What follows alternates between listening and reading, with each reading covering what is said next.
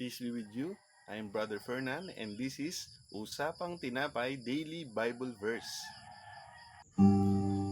Pagbasa mula sa sulat ni Apostol San Pablo sa mga taga-Roma, chapter 15, verse 13. Puspusin nawa kayo ng Diyos na siyang bukal ng pag-asa at nawa ay pagkalooban niya kayo ng kagalakan at kapayapaan sa pamamagitan ng inyong pananampalataya upang mag-umapaw ang inyong pag-asa sa pamamagitan ng kapangyarihan ng Espiritu Santo. So yun mga kapatid, sa nabasa natin, narinig natin at nabasa na kung paano i-describe ni Apostol San Pablo ang ating Diyos. Ang Diyos na bukal ng pag-asa.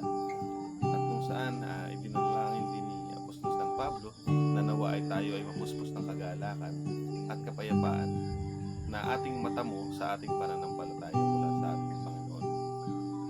So nakakatuwang isipin na ang isang tao na kagaya ni San Pablo na isang dating umuusig sa mga Kristiyano ay nakatagpo ng panibagong buhay mula sa ating Panginoon dahil sa nakuha niyang pananampalataya nung nagpakita si Jesus sa kanya. Nagsisilbi itong paalala sa atin na tayo pwedeng magbago, pwede tayong makatagpo ng panibagong buhay sa ating Panginoon.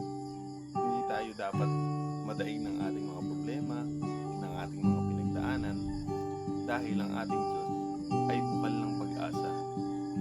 Araw-araw, magkakaroon tayo ng bagong pag-asa kasi nananampalataya tayo sa ating Panginoon. At si San Pablo dito, naging isang mabuting halimbawa din siya ng isang mabuting Kristiyano dahil hindi ka lamang maghahangad ng kagalakan at kapayapaan para sa iyong sarili, kundi ganoon na rin sa iyong kapwa. So mga kapatid, tandaan po natin na kung ano man yung naging dati nating buhay, ano man yung mga problemang pinagdadaanan natin ngayon, lahat yan kayang baguhin ng ating Panginoon. Dahil ang pag-asa natin